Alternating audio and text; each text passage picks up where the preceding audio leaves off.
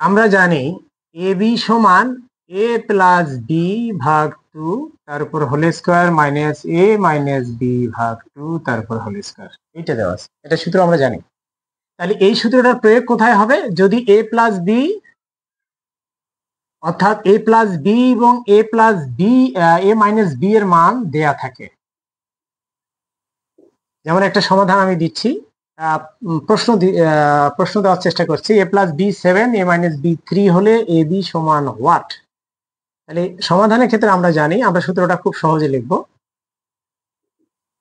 A B সমান এ plus B ভাগ two তার উপর হোল স্কোয়ার মাইনাস এ মাইনাস বি ভাগ টু তার উপর হোল স্কোয়ার।